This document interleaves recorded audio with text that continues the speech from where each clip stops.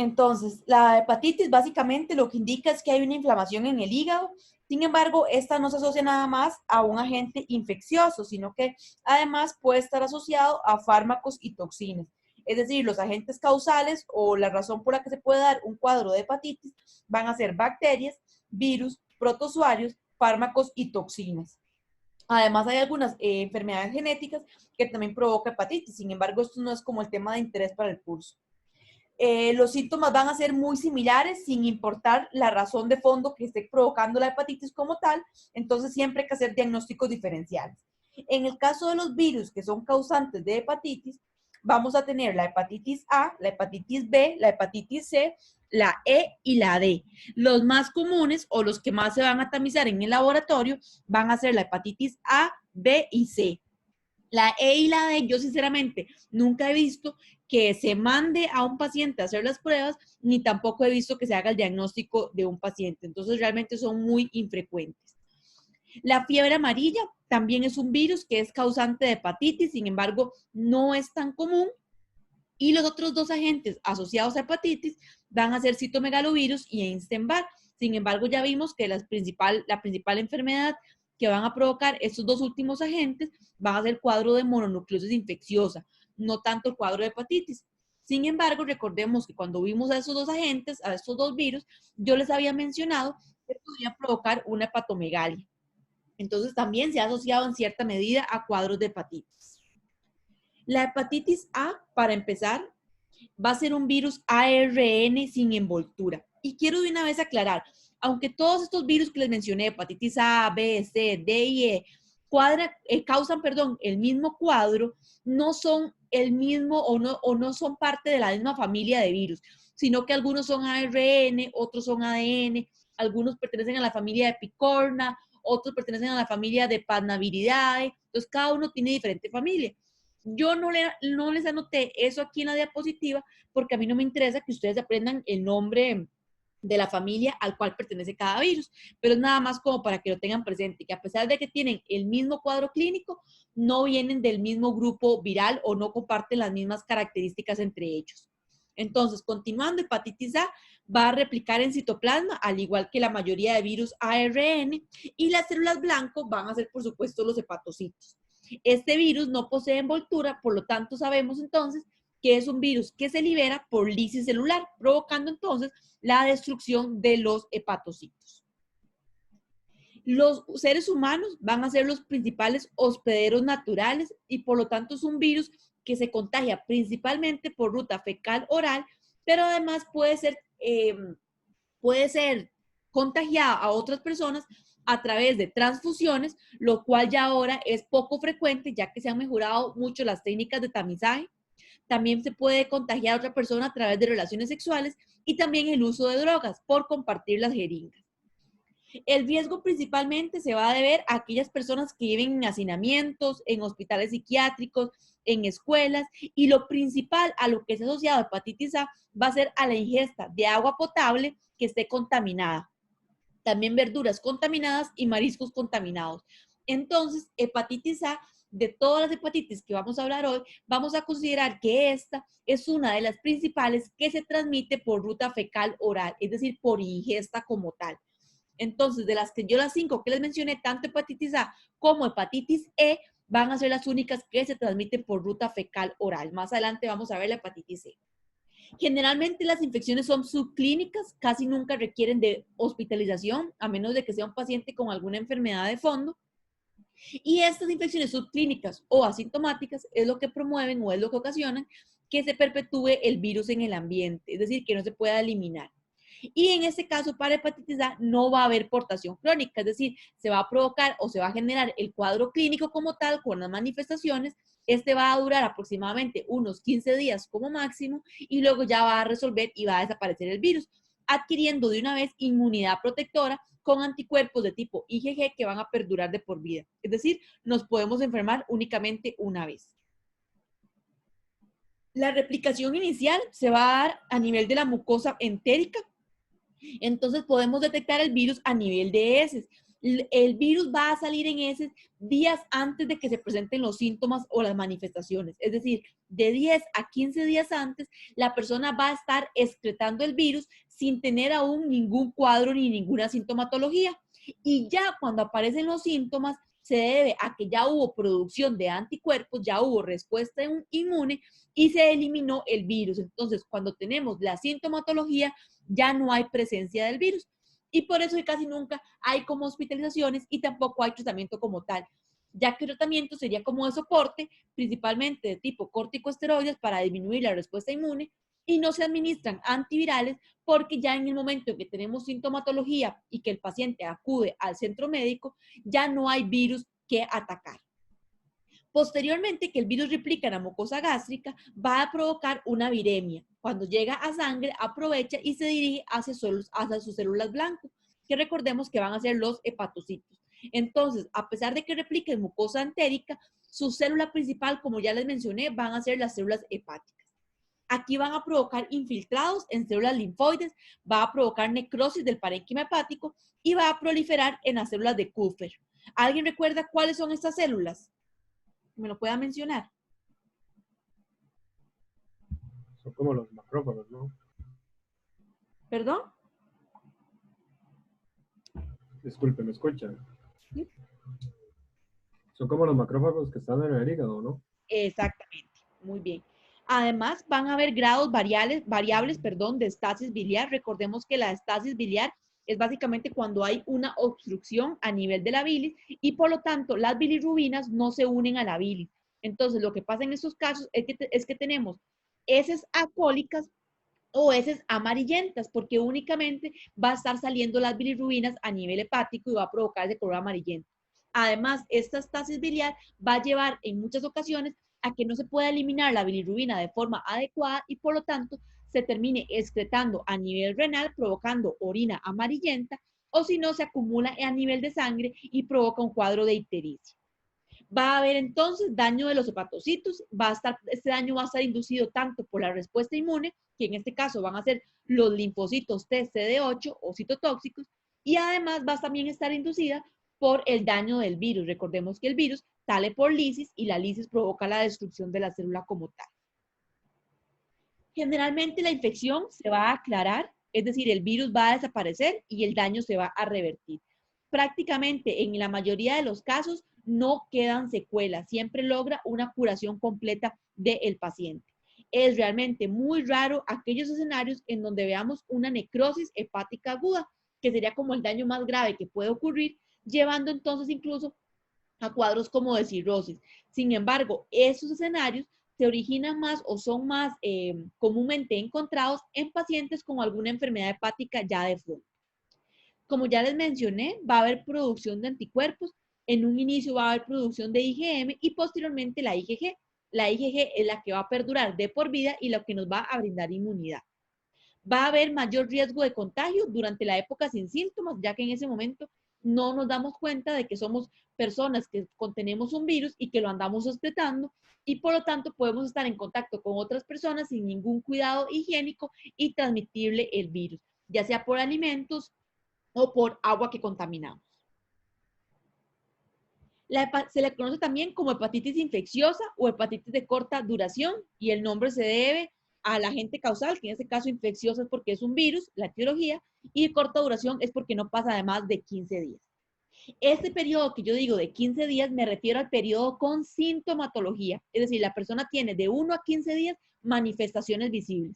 Sin embargo, el virus puede estar dentro de la persona de 15 a 45 días antes. Este es el periodo de incubación, en donde podemos tener el virus incluso durante 45 días, no darnos cuenta de esto y andarlo transmitiendo. La media del periodo de incubación va a ser de 25 días. También, como ya les mencioné, la enfermedad generalmente va a ser asintomática en el 50% de los casos, en donde se va a denominar como una hepatitis A anictérica, que es lo más frecuente en niños y adolescentes. En esos casos muchas veces pasa sin ser diagnosticado o quizás el paciente tiene síntomas muy leves como fiebre y dolor de cuerpo y se piensa que es nada más un cuadro de gripe o un cuadro viral y no acude a realizar la consulta médica y el correcto diagnóstico. Entonces, puede pasar que ocurra un núcleo familiar en donde tenemos a la mamá, al papá y a 2 hermanos, en donde uno de los hermanos se enferma, no tiene ninguna sintomatología, algo muy como tipo gripe, como tipo influenza, no presenta nada, el paciente se cura, pero luego el otro hermano o la mamá o el papá se terminan enfermando. Y tal vez la segunda persona que se enferma en ese núcleo familiar sí presenta sintomatología y ya tiene que acudir al centro médico y es hasta ese momento en donde se da uno cuenta que la persona tiene hepatitis A. Y cuando tenemos un núcleo familiar en donde la mamá o uno de los hijos tiene el cuadro de hepatitis, es muy probable que el resto de la familia también lo tenga. ¿Por qué? Porque es muy probable que todos hayan ingerido de los mismos alimentos o de la misma agua. Simplemente que algunos pasaron por la infección subclínica y otros sí tuvieron manifestaciones. Los síntomas más comunes van a ser 2. Los principales va a ser fiebre e ictericia. En la ictericia vamos a, por supuesto, ver, la persona se va a ver amarillenta, principalmente a nivel de la córnea, y esto va a ser variable según el grado de bilirrubinas o la cantidad de bilirrubinas que tenga en sangre. Además, como ya les mencioné, van a ver heces amarillentas. La persona adicionalmente puede presentar anorexia. Es muy común que presente con náuseas, que presente un cuadro diarreico, también es muy frecuente, y que presente también dolor abdominal. Además va a tener hepatomegalia. Esto es lo más común en los adultos. Los niños lo más frecuente es que pasen sin tener ningún síntoma. A nivel de laboratorio, además de hacer las pruebas de bilirrubinas totales y fraccionadas, podrían hacer la prueba de la AS y la ALT. La AS y la ALT son las trasaminasas. La AS va a ser la aspartato aminotransferasa y la ALT va a ser la alanina aminotransferasa. Estas también se les conocen como TGO y TGP. Cuando a ustedes le hablen de trasaminasas, van a pensar inmediatamente en estas dos. Y se les pueden llamar por cualquiera de los dos nombres, AS y ALT o TGO y TGP. En cuanto a las manifestaciones, durante la primera semana aproximadamente, la persona va a empezar a presentar la sintomatología. Cuando empieza a presentar la sintomatología es donde empieza a aparecer la IgM. Entonces, durante esa primera semana que la persona tiene ictericia, tiene hepatomegalia, fiebre, podemos estar seguros que la persona va a tener IgM en ese momento. Posteriormente, los síntomas continúan, pero empiezan a decrecer conforme aumenta a la producción, de la IgG. Recordemos, ya aquí no va a haber viremia como tal. Recordemos que el virus está presente hasta los 45 días en el periodo de incubación, que puede ser variable, que normalmente el promedio es de 25, y una vez que empieza a haber producción de anticuerpos, los síntomas aparecen y la viremia es controlada y el virus es eliminado. Entonces, este cuadro no tenemos síntomas asociados a la producción de IgM e IgG, ya no hay virus detectable en sangre. En ese momento, como pruebas de laboratorio, hay que mandar la prueba para los anticuerpos contra el virus de la hepatitis A. Generalmente la enfermedad va a ser autolimitada, entonces van a ser muy pocos casos aquellos en donde la persona acuda al EVAIS o al centro médico. Generalmente cuando acuden es porque la ictericia es notoria y porque algún familiar le nota al paciente o algún amigo o el mismo paciente nota que se ve como color amarillento o que tiene a nivel del ojo de color amarillo. Entonces en esos casos van al EVAIS, ustedes notan que hay un cuadro de ictericia y lo primero que tienen que descartar es hepatitis A. Por supuesto, preguntarle al paciente si alguien más en la familia ha presentado síntomas similares, con fiebre, náuseas o diarrea.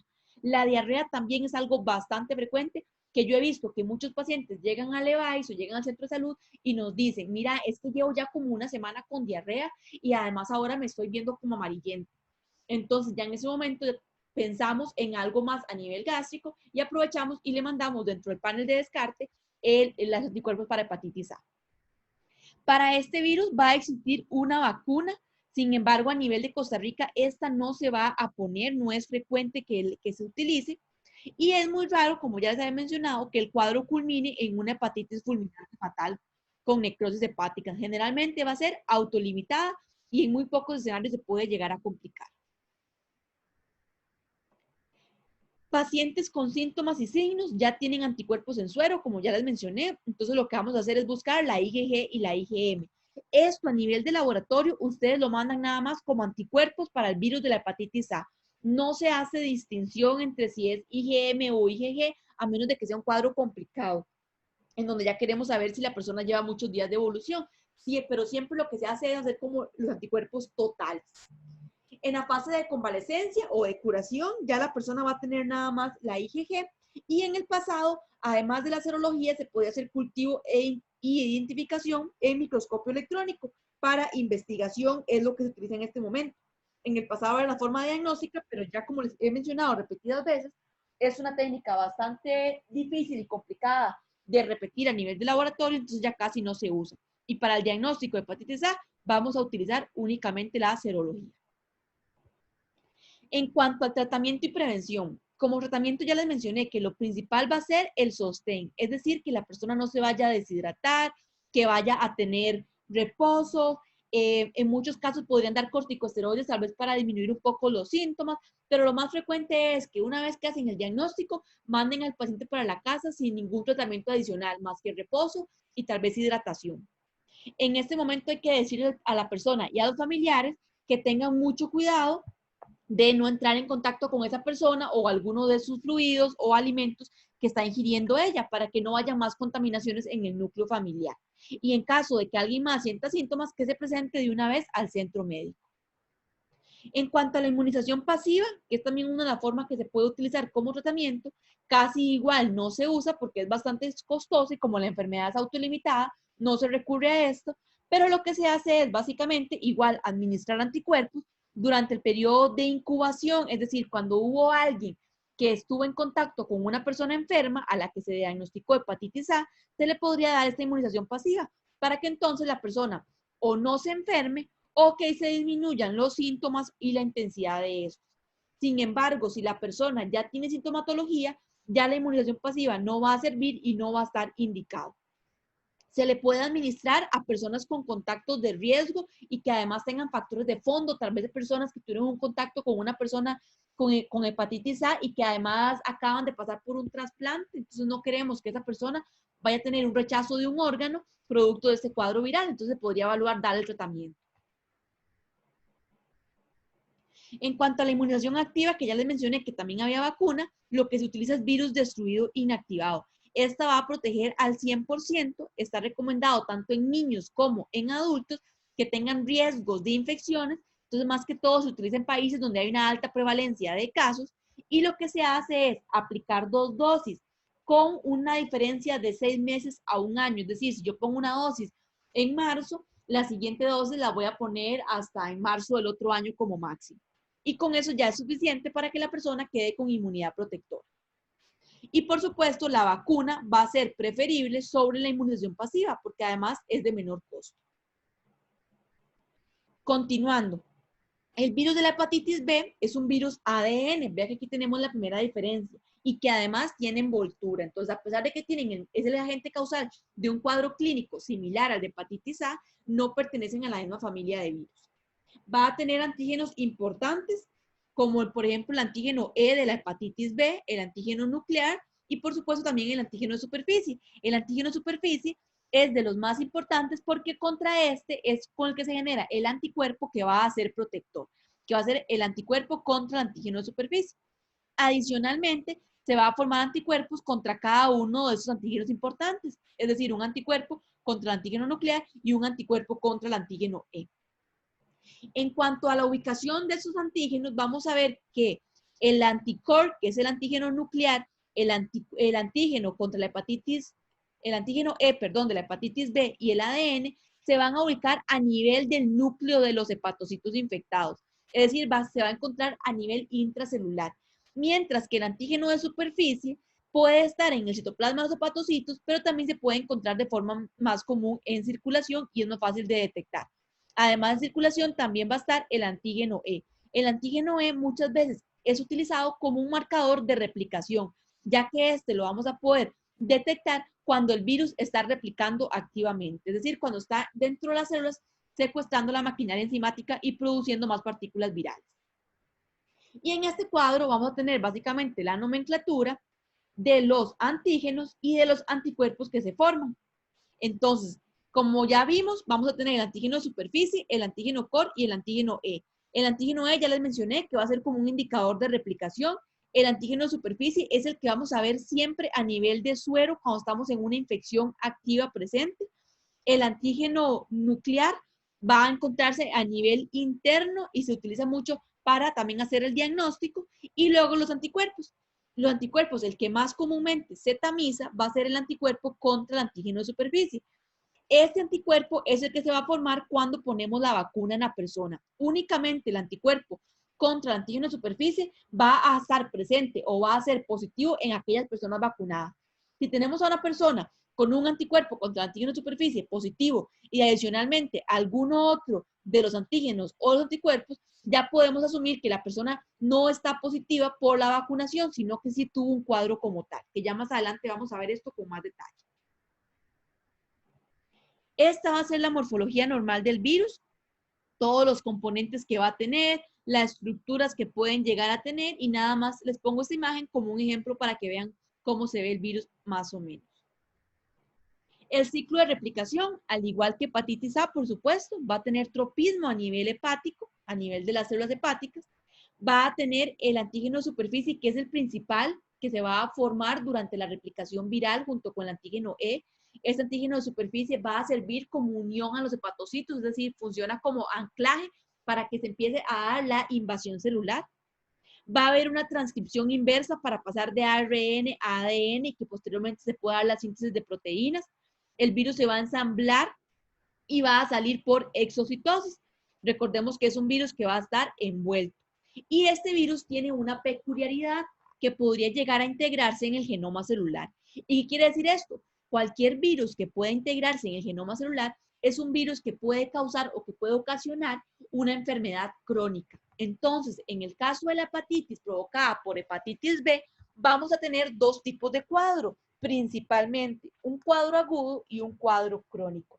El cuadro crónico, más adelante vamos a ver que se divide en varios subtipos, pero aquí lo que más nos interesa es hacer esas dos divisiones, el cuadro agudo y el cuadro crónico como tal. En cuanto a la epidemiología, va a tener una distribución normal a nivel de todo el planeta.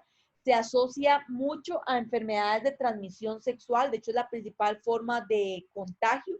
Sin embargo, también puede haber contagio vertical y también contagio parenteral. Sin embargo, la principal forma de contagio va a ser la sexual. Ya habíamos visto que la hepatitis A, la principal forma de contagio es ruta fecal oral.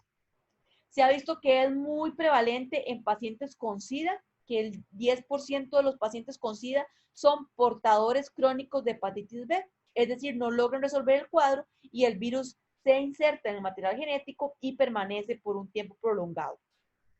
Por lo tanto, esas personas que son portadores crónicos van a ser considerados los reservorios, los causantes de que el virus permanezca y que continúe su transmisión.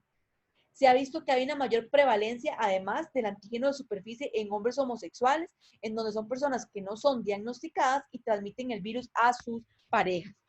También se ha visto que es más prevalente este antígeno de superficie en pacientes que tienen normalmente tratamientos con hemodiálisis, en personas igual inmunosupresas, porque también tienden a ser portadores crónicos, en pacientes con síndrome de Down, que no se conoce muy bien la razón, también se cree que es por una situación del sistema inmune en donde no logra controlar las partículas virales, y también los usuarios de drogas inyectables.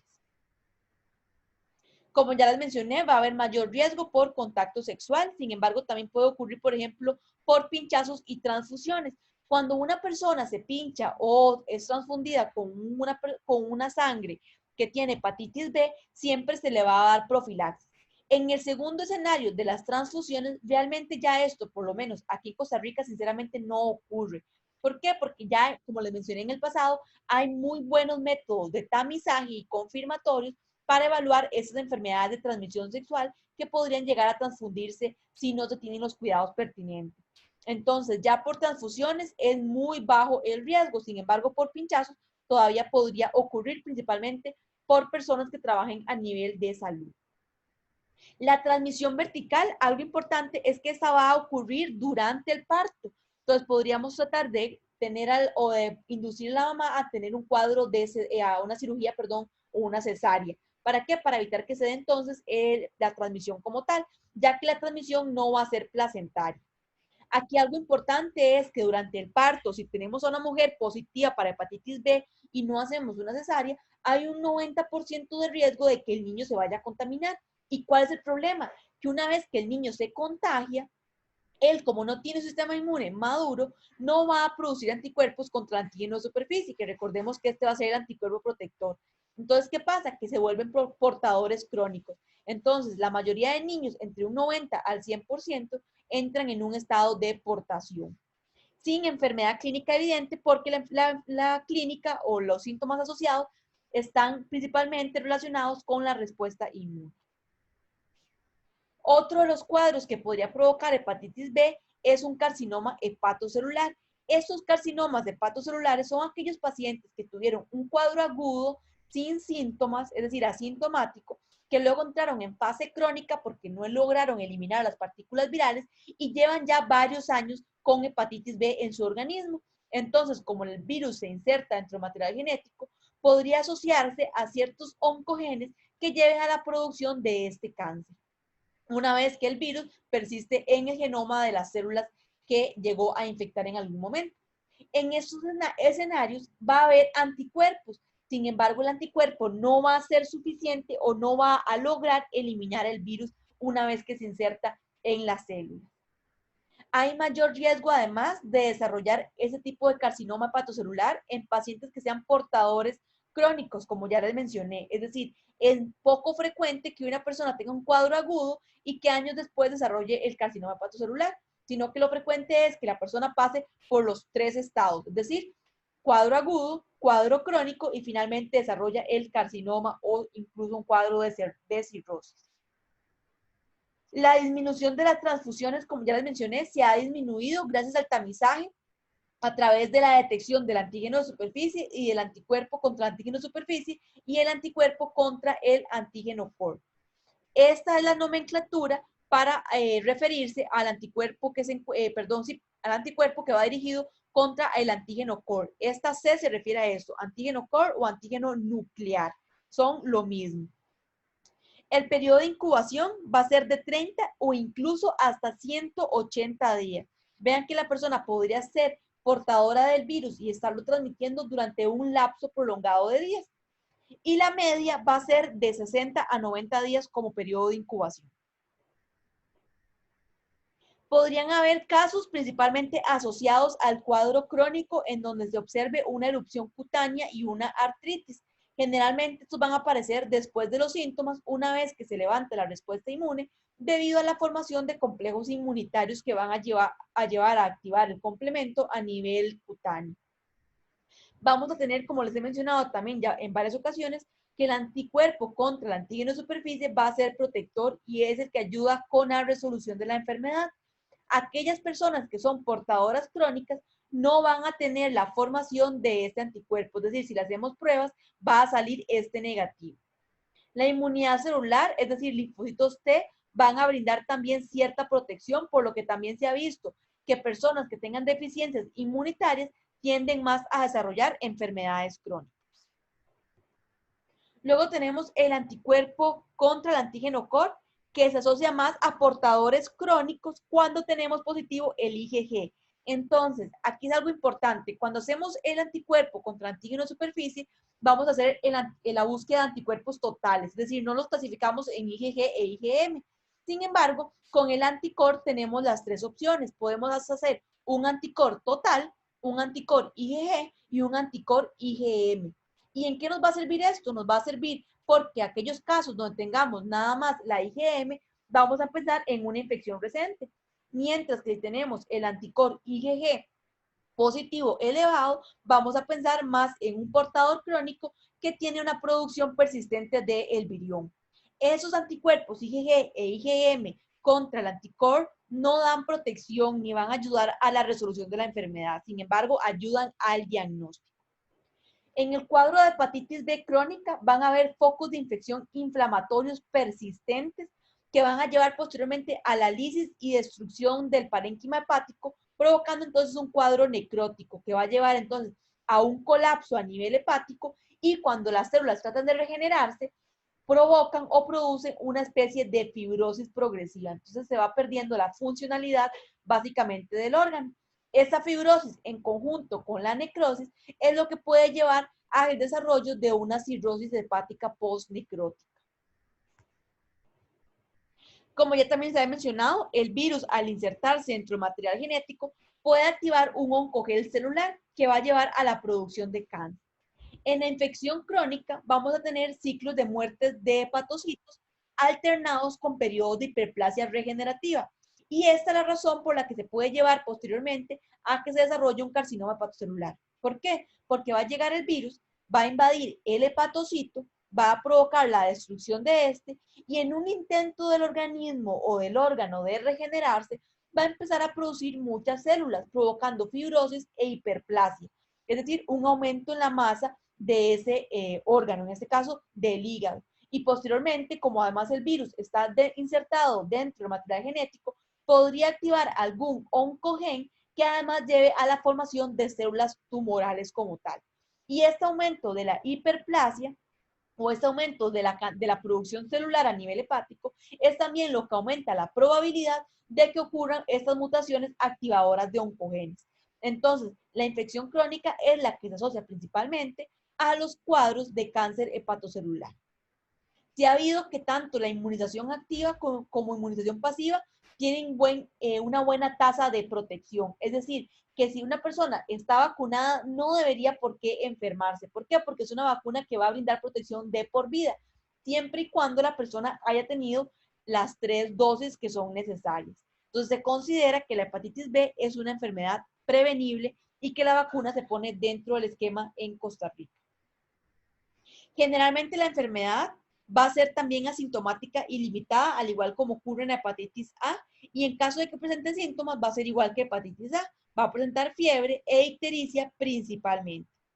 En el caso de la hepatitis aguda, que es como el cuadro que tiene una menor duración, va a tener un inicio gradual, es decir, inicialmente la persona va a tener náuseas, dolor del cuerpo, dolor articular, podría llegar a presentar fiebre y conforme la enfermedad va evolucionando, va a presentar fatiga, va a presentar incluso también cuadros diarreicos y posteriormente, cuando ya hay producción de anticuerpos, puede aparecer la erupción cutánea.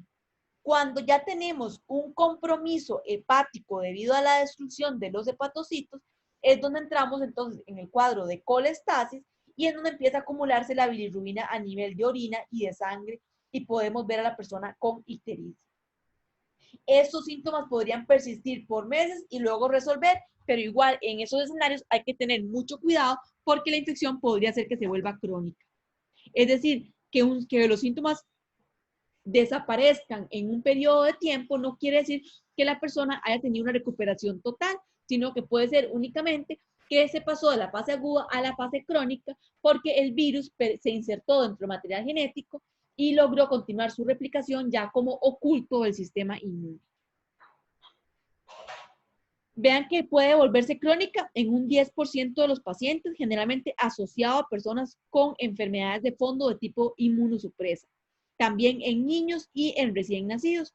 Esas personas crónicas tienen mayor riesgo a cirrosis, a carcinoma hepatocelular y a insuficiencia hepática.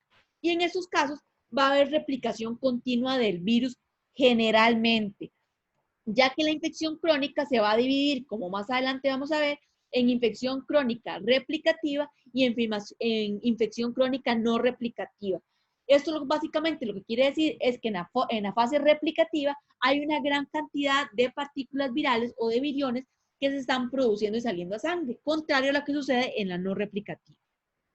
Y en esta infección crónica no va a haber, como ya les mencioné, aparición del anticuerpo contra el antígeno de superficie. Es decir, si hacemos las pruebas comunes de detección para hepatitis B, vamos a encontrar presente el antígeno de superficie, pero no su anticuerpo. Esto es contrario a lo que sucede en la infección aguda. En la infección aguda vamos a tener el anticuerpo contra el antígeno de superficie positivo, pero negativo el antígeno de superficie. Y es una forma bastante fácil de hacer la distinción entre un cuadro agudo y crónico. En los casos de hepatitis fulminante se ha visto que la persona tiende a fallecer más que todo por el cuadro de necrosis a nivel del parénquima hepático, que lleva básicamente a una insuficiencia hepática como tal. Entonces, ¿cómo vamos a hacer el diagnóstico? Y eso es un poquillo enredado, en el libro viene un poco enredado, entonces yo primero se los voy a mencionar a como sale en el libro, y luego les voy a mostrar algunos esquemas que yo me encontré y algunos diagramas para que sea más fácil, ya que eso es bastante importante que ustedes lo conozcan y lo manejen bien. Yo les recomiendo que cuando vayan a estudiar, si hagan una tarjetita de una vez, la emplastiquen y la tengan a mano para que lleguen a memorizarla de forma adecuada, porque realmente es muy importante, más si ustedes llegan a trabajar en algún EVAIS o en alguna zona lejana, en donde ustedes van a tener que hacer el diagnóstico. Entonces, en el episodio agudo va a haber replicación viral activa, es decir, va a haber mucha salida de viriones a sangre, va a haber una viremia como tal. Entonces, ¿cuáles pruebas vamos a hacer? Vamos a hacer el antígeno de superficie, que es este de aquí, vamos a hacer el ADN viral y además se puede hacer el antígeno E. Eso es lo primero en cuanto a antígenos. En cuanto a anticuerpos, vamos a buscar el anticuerpo contra el antígeno de superficie y además el anticuerpo contra el antígeno core.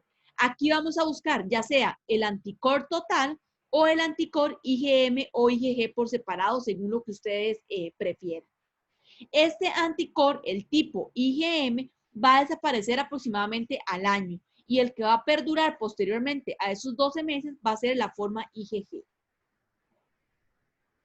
La resolución de la hepatitis B aguda es cuando entonces logramos ya detectar el anticuerpo contra el antígeno de superficie y adicionalmente el anticuerpo contra el antígeno E. Cuando ya tenemos estos dos anticuerpos presentes en sangre, ya podemos decir que el cuadro de hepatitis B aguda está resolviendo. En infecciones pasadas, lo que vamos a buscar en lugar del antígeno E va a ser el anticore de tipo IgG, que como ya les dije, es el que va a perdurar de por vida, en conjunto con el anticuerpo contra el antígeno de superficie. Es decir, vamos a buscar la IgG para ambos anticuerpos porque son los que nos van a indicar que hubo una infección y que fue en el pasado. Las personas que sean vacunadas, que no hayan tenido nunca un cuadro por hepatitis B, no van a tener presentes el anticore, sino que únicamente van a tener presentes el anticuerpo contra el antígeno de superficie. ¿Por qué? Porque en la vacuna lo que hacemos es utilizar partículas virales del antígeno de superficie, ya que es el anticuerpo que nos va a brindar protección y el que nos interesa que se produzca. En el caso de la infección crónica, como ya les mencioné, el anticuerpo contra el antígeno de superficie no va a aparecer nunca, se va a mantener negativo. Y el antígeno de superficie va a mantenerse positivo, va a persistir de 6 a 12 meses, como ya les mencioné, en ausencia del anticuerpo. Y además va a estar presente el anticore, el anticuerpo contra el antígeno core. En este caso pueden buscar IgG o IgM, dependiendo de lo que ustedes quieran. Generalmente lo que se manda va a ser el anticore total. Y otros dos escenarios que también son importantes es que vamos a buscar el antígeno E de hepatitis B, que si no se detecta, quiere decir que hay una disfunción hepática progresiva, es decir, que hay mayor riesgo de un cáncer hepático. Si sí se detecta, es la forma que se conoce como hepatitis B crónica replicativa, en donde hay una replicación activa del virus y en donde no hay tanto riesgo de que llegue a provocar un cuadro a futuro de cáncer o carcinoma. Veamos esta gráfica. Aquí en esta gráfica tenemos dividido en dos cuadrantes principalmente, donde se encuentra el antígeno y donde se encuentra el anticuerpo. Entonces, en la viremia aguda vamos a tener el antígeno de superficie y el antígeno E presente. Una vez que la persona empieza a resolver, va a aparecer primero el anticuerpo anticore, que es el que vamos a buscar siempre, es el principal que tenemos que buscar porque vean que aparece, es de los que aparece más tempranamente, el anticore total, y luego, más tardíamente, aparece el anticuerpo contra el antígeno de superficie. Entonces, cuando vamos a tamizar a una persona, lo mínimo que tenemos que hacer va a ser el antígeno de superficie, el anticuerpo contra el antígeno core total y el anticuerpo contra el antígeno de superficie. Estas tres son los principales que vamos a buscar como tamizaje en los pacientes. Veamos aquí que en una viremia aguda el virus va a llegar a desaparecer, pero en la viremia crónica el virus persiste, tanto el antígeno de superficie como el antígeno E, y en el caso del anticuerpo va a persistir el anticore, que va a estar presente en infecciones agudas o en infecciones crónicas. La diferencia aquí es que en infección aguda vamos a tener presente, recordemos, el anticuerpo contra el antígeno de superficie. Entonces, este escenario de acá también es un escenario en donde la enfermedad se vuelve crónica y no logra resolver y nunca aparecen los otros anticuerpos, como en este caso. Este caso fue un escenario de un paciente con hepatitis B aguda, en donde logró formar el anticuerpo contra antígeno de superficie y logró resolver. Vea que tuvo una viremia aguda, fase convaleciente y ya posteriormente la sanación. Mientras que en este caso crónico tenemos el periodo de incubación en donde no se detectan ni anticuerpos ni antígenos y luego tenemos la viremia aguda y ya luego la enfermedad crónica como tal instaurada. En cuanto al tratamiento y la prevención, se dice que una dieta alta en calorías debido al daño que hay a nivel hepático. También se recomienda interferón alfa. Recordemos que los interferones son los principales antivirales que se recomiendan. Se tiene también el 3-TC, que es un inhibidor del VIH, pero se ha visto que también tiene efectividad o tiene actividad contra el virus de la hepatitis B. Y esto se dieron cuenta porque es muy común que tengamos a pacientes VIH positivos infectados con hepatitis B. Entonces se dieron cuenta que al administrar el 3-TC se obtenía una mejor respuesta a ambos agentes virales. Por supuesto, para la prevención, el tamizaje en banco de sangre, que es algo que siempre se va a hacer. El análisis de mujeres embarazadas para evitar contagio durante el parto. Sexo seguro, cuidado con objetos punzocortantes y no consumir drogas intravenosas. Recordemos que el no consumo de drogas intravenosas es por el contagio que puede ocurrir al compartir jeringas. La vacunación va a ser la principal forma de lograr una correcta prevención. La vacuna se van a poner, como ya les mencioné, 3 dosis. La primera, la segunda se pone al mes después. Es decir, si yo pongo una vacuna en enero, la siguiente vacuna la voy a poner hasta febrero y la tercera dosis 6 meses después. Si a una persona le ponen la vacuna 1 y la vacuna 2 y la persona por X o Y razón no se puso esa tercera dosis, para no tener que empezar el esquema nuevamente, lo que se hace es que se le puede hacer un estudio de anticuerpos y ver si ya tiene respuesta inmunológica. Si ya levantó un título de anticuerpos suficiente, no es necesario poner la tercera dosis. Pueden ponérsela igual, no pasa nada, pero es importante que confirmen el título de anticuerpos. ¿Por qué? Porque podría ser que una persona únicamente con 2 dosis no tenga el título de anticuerpos adecuado y no sea suficiente con ponerle nada más la tercera dosis, sino que haya que empezar nuevamente el esquema de vacunación y ponerle desde cero las 3 dosis. La profilaxis post-exposición es súper importante y esta se va a administrar a cualquier persona, principalmente que haya estado en contacto con un objeto punzocortante y que se haya lastimado. Es como el abordaje más eficiente. Además, se utiliza para recién nacidos que estuvieron en contacto con mujeres embarazadas positivas para hepatitis B y así se logra evitar en esos recién nacidos el estado de portación crónica. Y aquí tenemos el primer diagrama que yo me conseguí en la página web. Entonces, aquí vamos a tener una hepatitis B aguda. Pueden ocurrir 3 escenarios. Que culminen en una hepatitis fulminante, lo cual es muy raro y la persona fallezca, o que culminen en el 90% de los casos con un cuadro de resolución sin ningún tratamiento. Sin embargo, vean que tenemos un porcentaje de un 9% que puede llevar a una hepatitis B crónica. Y aquí, ¿cuál es la principal forma de hacer el diagnóstico? Con el antígeno de superficie, que va a persistir por más de 6 meses. Una vez que tenemos el antígeno de superficie positivo y que hay ausencia del anticuerpo contra este antígeno, podemos saber que estamos ante un cuadro crónico y podemos tener varios escenarios. Un 50% va a resolver sin ninguna secuela. Otro porcentaje va a ser asintomático y va a estar en un estado como de portador que nada más va a transmitir el virus a otras personas. Luego tenemos un cuadro de hepatitis crónica activa y un cuadro de hepatitis crónica persistente. Veamos que de estos últimos dos, el que tiene mayor repercusión va a ser el cuadro de hepatitis B crónica activa, en donde la persona puede llegar a padecer cirrosis, carcinoma hepatocelular y también enfermedad extrahepática. Mientras que cuando tenemos una hepatitis crónica persistente, lo que puede llegar a provocar es el cuadro extrahepático.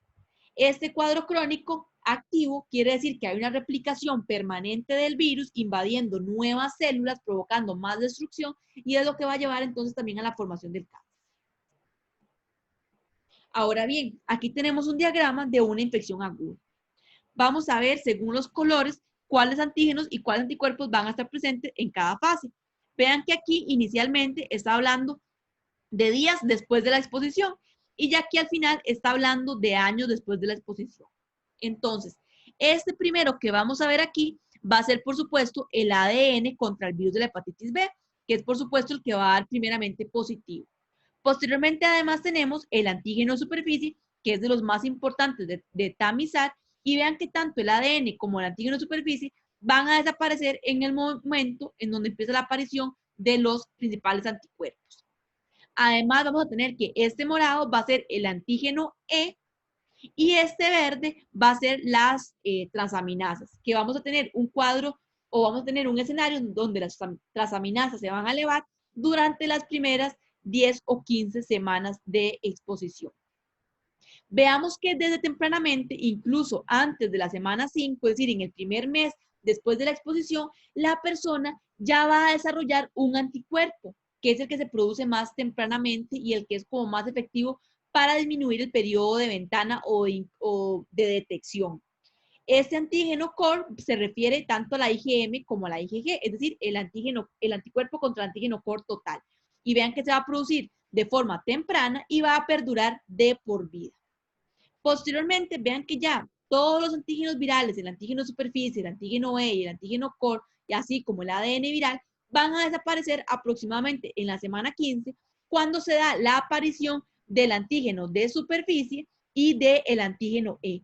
Una vez que aparecen estos dos y que permanecen de por vida, principalmente el antígeno superficie, logra controlar la infección.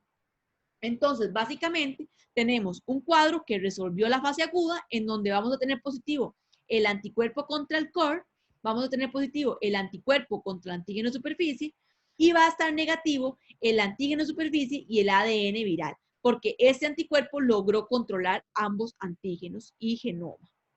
Cuando se está cursando con la infección aguda, vamos a tener que el anticuerpo de superficie aún no está positivo y que el antígeno de superficie sí está positivo. Es porque aún no se ha logrado producir esta respuesta inmunológica. Sin embargo, como el anticuerpo aparece tempranamente, podríamos buscar la IgM del anticuerpo y si eso estuviese positivo, confirmamos el diagnóstico para una enfermedad aguda activa. Por supuesto, además, en ese momento el virus va a estar replicando y también va a estar positivo el ADN viral. Y en el periodo de ventana, lo único que va a estar positivo, veamos aquí, o que se puede detectar, va a ser el anticuerpo. Sin embargo, no es frecuente que se logre detectar durante ese lapso de incubación o de detección. Entonces, muchas veces puede ocurrir de que se le hagan las pruebas a la persona, posterior tal vez a una exposición o a una punzada, no se detecte nada y a los 6 meses después que la persona vuelve a un control o a los 3 meses después que vuelve a un control, ya el virus sí está presente y se logra detectar. Luego tenemos el diagrama para la infección crónica. Vean que aquí la principal diferencia es que no va a haber producción del anticuerpo contra el antígeno de superficie y que los antígenos van a perdurar de por vida. Entonces, veamos que inicialmente el ADN trata de ser controlado por el sistema inmune, no lo logra y permanece constante de por vida. El antígeno de superficie pasa lo mismo, trata de ser controlado por el sistema inmune, no lo logra y permanece de por vida. Se produce anticuerpo contra antígeno core, pero este no va a ser protector y no va a brindar ningún tipo de ayuda para resolver la enfermedad, a pesar de que permanezca de por vida. Luego tenemos la ALT, inicialmente en el cuadro agudo la ALT se va a elevar, pero conforme se vuelve crónica la enfermedad, van a haber pequeñas elevaciones a lo largo de tiempo de forma esporádica, pero son elevaciones muy bajas, casi insignificantes. Y finalmente el antígeno E, el cual también va a perdurar durante mayor tiempo. Sin embargo, este sí llega a desaparecer aproximadamente entre los 4 y los 6 años, en donde va a haber producción del anticuerpo contra el antígeno E. Es decir, de los antígenos que se producen, el que se logra controlar principalmente va a ser el antígeno E. El antígeno de superficie no se va a lograr controlar. Y el antígeno core no se va a buscar. Lo que vamos a buscar es el anticuerpo contra el antígeno core. Entonces, a manera de resumen, como en toda esa parte de diagnóstico, porque es bastante complicada, vean que ya les di como la información que venía en el libro, les puse diagramas, les puse un esquema, les traje también este cuadrito y además les puse un poquito de texto más adelante para que les quede bien claro y para que lo puedan repasar. Entonces, en una infección temprana, como ya vimos, vamos a tener el antígeno de superficie positivo, el antígeno E positivo y la IgM contra el antígeno core positiva. Va a haber además, por supuesto, detección del ADN viral, pero no va a haber producción de ningún otro anticuerpo, ni antígeno de superficie, ni anticuerpo contra el antígeno E, ni la IgG contra el core. Cuando estamos en el periodo de ventana, la única forma de lograr hacer un diagnóstico sería que tengamos suerte y logremos detectar un título de IgM suficientemente alto para que nos dé un valor en el equipo, o si no, haciendo un PCR para la detección del genoma viral. Sin embargo, esto casi nunca se hace. Cuando hacemos el diagnóstico es por cuando la persona ya está en la fase temprana. Y en la fase de recuperación puede ser que el ADN viral ya haya desaparecido y por supuesto ya va a haber producción de los 3 anticuerpos. En el caso de una persona vacunada, lo único que vamos a ver positivo va a ser el anticuerpo contra el antígeno de superficie. Es decir, una persona que estuvo vacunada y que no ha estado en contacto con el virus, es decir, no se ha enfermado, únicamente va a tener el anticuerpo contra el antígeno de superficie positivo. En el caso de la infección crónica, vean que yo les mencioné antes que va a tener varias subdivisiones. Las que más nos van a importar va a ser la fase replicativa y no replicativa. Básicamente, como su nombre lo indica, quiere decir que el virus está replicando en un caso y en el otro no. ¿Y cómo vamos a ver esto? Con el antígeno E. Vea que el antígeno E es un indicador de replicación y que va a estar positivo en la fase replicativa. Y en la fase no replicativa, por supuesto, va a estar negativo. Por el contrario, en la fase no replicativa se va a producir el anticuerpo contra ese antígeno E y en la replicativa no se va a tener ese anticuerpo. Por lo demás, todo va a ser similar entre ambas. Entonces, lo principal no es que ustedes logren diferenciar entre una fase replicativa y no replicativa. Lo importante es que ustedes logren diferenciar entre una fase aguda y una fase crónica. Y en la fase aguda, que logren diferenciar entre una persona que tiene una enfermedad aguda activa, que está en recuperación o que únicamente está vacunada y nada más tiene anticuerpo contra antígeno de superficie. Finalmente, a manera de resumen, tenemos entonces en una infección aguda, vamos a tener el antígeno de superficie positivo, el antígeno E también positivo, el anticuerpo contra el antígeno core va a estar positivo, la IgM únicamente, la IgG aún no se ha producido. No vamos a tener aún anticuerpo contra el antígeno de superficie porque la enfermedad aún no ha resuelto. No va a haber anticuerpo contra el antígeno E y se va a poder detectar el genoma del virus. Esto es un cuadro clásico de hepatitis B aguda temprana. Luego tenemos el periodo de ventana, que como ya vimos, en este caso va a estar casi que todo negativo y lo único que vamos a poder detectar va a ser entonces el anticore IgM positivo, que nos indica que hay exposición reciente, y además presencia del ADN viral. Muchas veces este ADN viral podría resultar negativo porque hay muy baja cantidad todavía. Y este sería entonces el cuadro de periodo de ventana, con únicamente 2 pruebas positivas. Luego tenemos un paciente con una infección aguda que ya resolvió. En este caso, el paciente no va a tener antígeno de superficie, pero va a tener anticuerpo contra antígeno de superficie. No va a tener antígeno E porque ya el virus no se está replicando. Va a haber tanto IgM, va a haber, bueno, sí, podrían haber de las dos, podría haber tanto IgM como IgG anticore, o podría ser que ya la IgM haya desaparecido. Depende de cuánto hace hace cuánto tiempo el paciente resolvió el cuadro, pero podrían estar los dos positivos. Si ya han transcurrido muchísimos años, obviamente la IgM tiende a desaparecer en unos 3 a 6 meses, entonces ya la IgM estaría negativa. Va a haber, como ya les mencioné, el anticuerpo contra el antígeno de superficie.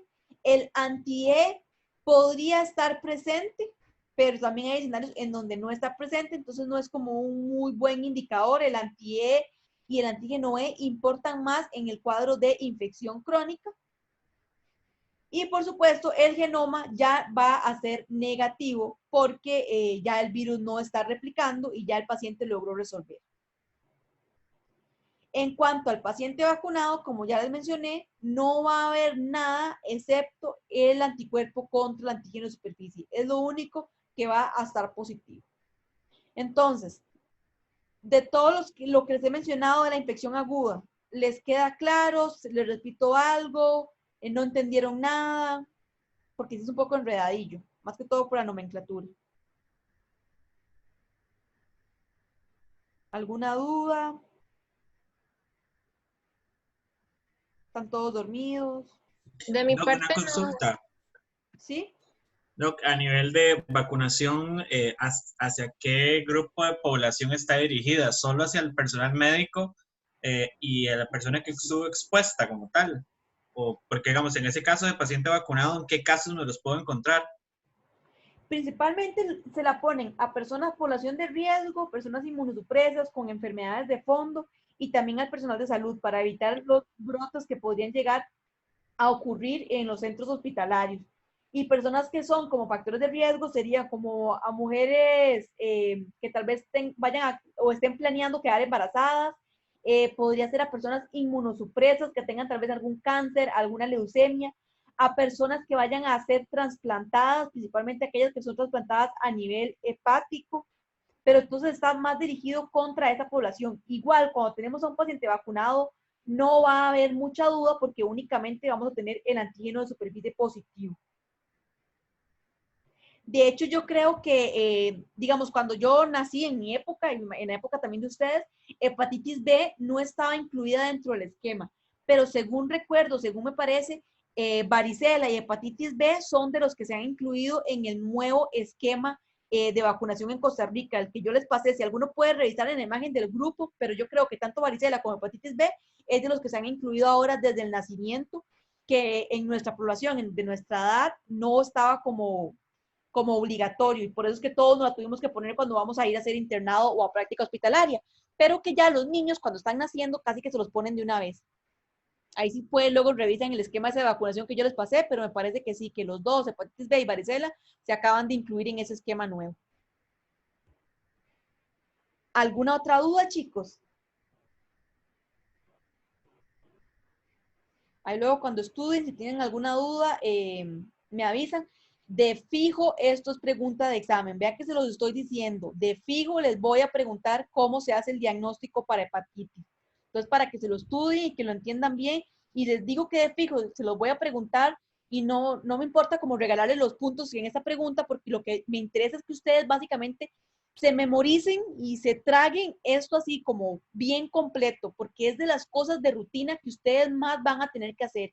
Esto junto con lo del VIH y junto con los que le haya llamado la atención del BRL, de sífilis, es como lo que ustedes más van a tener que hacer a nivel de laboratorio y es muy importante que tengan claro el esquema diagnóstico. Entonces, estos tres que les acabo de mencionar, de fijo van a venir en el examen final la forma de hacer el diagnóstico. Y quiero que me lo expliquen bien bonito, ojalá con un esquema que yo vea que a ustedes les quedó claro y que no me hagan un enredo, que ustedes tengan bien claro cómo se hace el diagnóstico. Si ustedes son el médico de cabecera allá en Talamanca, que ustedes puedan agarrar y mandar a ese paciente a hacer bien la técnica o las pruebas diagnósticas para esos tres cuadros, porque son súper importantes y ustedes van a ser la única ayuda que ellos van a recibir en lugares lejanos, más cuando ustedes trabajen en EVAIS o si se ganan el trabajo social y van a trabajar en algún lugar lejano, es muy importante que lo tengan claro. Y por eso les recomiendo que se hagan una tarjetita o que se hagan algún apunte en algún lado, donde ustedes incluso cuando estén internado lo puedan andar con ustedes, porque siempre entre más vea uno las cosas, más fácil se las aprende, para que no lo lleguen a olvidar. Y con la infección crónica, continuando, en estas vamos a tener que en todas va a estar presente el antígeno de superficie y va a estar ausente el anticuerpo contra el antígeno de superficie. Entonces, ¿qué es lo principal que me interesa en cuanto a infección crónica? Van a haber muchas variantes. Hay infección crónica replicativa, no replicativa, una exacerbación, variantes o mutantes. Entonces, esta parte no me interesa tanto como que la sepan como diferenciar entre ellos. Lo que me interesa que sepan más o que tengan más claro es diferenciar entre aguda y crónica. ¿Y cómo diferencio entre aguda y crónica? Que en la aguda el anticuerpo contra el antígeno de superficie está presente y el antígeno de superficie está ausente. Contrario a la crónica. En la crónica el antígeno de superficie está presente y el anticuerpo contra el antígeno de superficie está ausente. Y eso se cumple siempre, siempre, siempre, siempre, siempre. Entonces, las primeras dos pruebas que tienen que poner son esas dos. Ya después ustedes pueden mandar el anticuerpo contra el antígeno E como tal, para diferenciar si la persona está en una enfermedad aguda temprana, en una fase de recuperación, si la persona está en una fase ya crónica avanzada. Pero entonces lo principal es, el primer paso es diferenciar si es un cuadro agudo y un cuadro crónico. Ese es el paso número 1. y ya después se hacen los demás anticuerpos o antígenos. Entonces, en hepatitis B crónica replicativa, ya se lo repetí muchas veces, pero nuevamente, el antígeno de superficie va a estar positivo. El antígeno E también va a estar positivo y por eso se llama replicativa. Cuando se llama replicativa es porque el virus está replicando y cuando el virus está replicando, el antígeno E está presente. Va a estar el IgM positivo o negativo dependiendo de hace cuánto la persona esté en fase crónica. Hay pacientes que ustedes los van a diagnosticar en fase crónica y que llevan ya años con la enfermedad, sin ninguna sintomatología y que tal vez ustedes se dan cuenta ya cuando ven la fibrosis a nivel hepático y le mandan a hacer pruebas, pero que el paciente nunca tuvo ninguna manifestación hasta muchos años después. Entonces, podría ser que la IgM esté positiva o negativa según el momento del diagnóstico. En el caso de la IgG, va a estar positiva siempre porque recordemos que esta permanece de por vida. El anticuerpo contra el antígeno de superficie no se va a formar y por eso es que la enfermedad se vuelve crónica, porque ese es el anticuerpo protector que logra la resolución de la enfermedad y como no se forma, el virus no es neutralizado y continúa su replicación. Luego tenemos que el anticuerpo contra el antígeno E y la carga viral también van a estar positivos. Y van a estar positivos, vean, aquí les anoté en 4 cruces, porque como hay replicación, hay una gran cantidad del virus presente en sangre y también del anticuerpo contra el antígeno E. El otro escenario es la hepatitis B crónica no replicativa. En este, la principal variante es que vamos a tener el IgM anticore ya de fijo negativo y además vamos a tener el antígeno E negativo también. ¿Por qué? Porque en esta fase el virus no está replicando. Entonces es como lo más importante. El anticuerpo contra el antígeno E sí va a estar positivo, pero el antígeno como tal va a estar negativo. Ve, antígeno E negativo, anticuerpo sí va a estar positivo. Y esa es la fase no replicativa en donde hay mayor riesgo de que se desarrolle un carcinoma. Vean que aquí les anoté. Ya el virus no replica, que ocurre en el 50% de los pacientes crónicos, ya que no se logra controlar, ya que se logra controlar la replicación, pero no se controla la infección, es decir, el virus persiste en el paciente. Y el tratamiento que se le da al paciente se logra de que el virus disminuya su carga, pero permanece internalizado o permanece insertado dentro del genoma celular. Siguiente que podemos encontrar en fase crónica, la fase de exacerbación. Aquí vamos a tener el antígeno de superficie positivo, el antígeno E podría estar positivo o negativo, y vean que por eso yo les digo que ya estas fases son muy complicadas. Ya cuando ustedes tienen un escenario así, ustedes eso ya tienen que remitirlo sí o sí para infecto. Entonces, en estos casos puede estar el antígeno E positivo o negativo, el IgM contra el antígeno core, el anticuerpo contra el core, podría estar positivo cuando la enfermedad es bastante reciente y el IgG también va a estar positivo. No vamos a tener el anticuerpo contra el antígeno de superficie, ni tampoco vamos a tener el anticuerpo contra el antígeno E.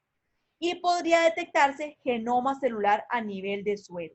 En esos casos es porque el paciente logró resolver inicialmente, se disminuyeron los síntomas, pero el tratamiento o el paciente no tuvo un buen apego, no funcionó y nuevamente empieza a producirse las partículas virales. Es básicamente como una recaída.